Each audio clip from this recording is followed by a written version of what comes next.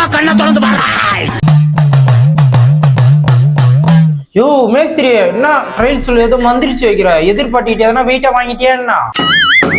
டாய், எதையும் மந்திரிச்சு வைக்கல, நம்ம எதிர்கால தலைமுறைக்காக ஒரு பிரசிடென்ட் வைக்கிறேன். இது பிரசிடென்டா? ஒருவேளை சோத்துக்கே வழி இல்லாம இருக்கிறோம், உனக்கு பிரசிடென்ட் ஒரு கேடா? நான் ஒன்னும் மத்தவங்கள மாரி சுயநலம் பிடிச்சவன் கிடையாதுடா. வருங்கால தலைமுறைக்காக நான் செயல்படுறேன். அவங்களுக்காக தான் இந்த பிரசிடென்ட் வச்சிருக்கிறேன். ஏதோ வெத்து பேப்பர் தான் வச்சு போல இருக்குது, அதுல என்ன இருக்குது பிரசிடென்ட்? பிரசிடென்ட்ன்றது உனக்கு சாதாரணமா கிடைச்சிருமா?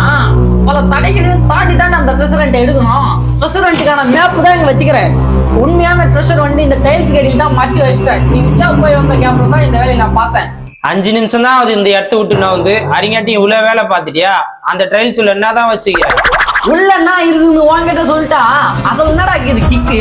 ஆனா ஃபியூச்சர்ல அந்த பொருள் கண்டிப்பா இருக்காது மட்டும் எனக்கு தெரியும்.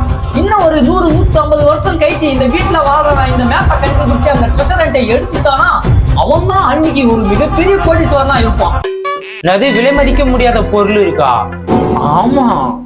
சரி சரி, ஒன்னா அந்த அளவுக்கு ஒன்றும் நிலம் இல்லையே.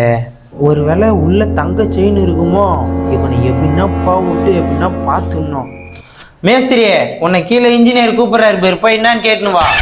கூப்பிடுறாரா? சரி ரைட்டு, அது நான் என்னன்னு போய் கேக்குறேன். சிமெண்ட் மாவு காலி ஆயிடுச்சு பாரு, போட்டு வை, வரேன்.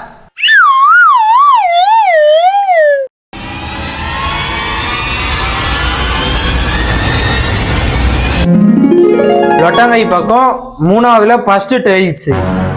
அப்ப இதுவா தான் இருக்கும். ஆளு என்னதான் போட்டு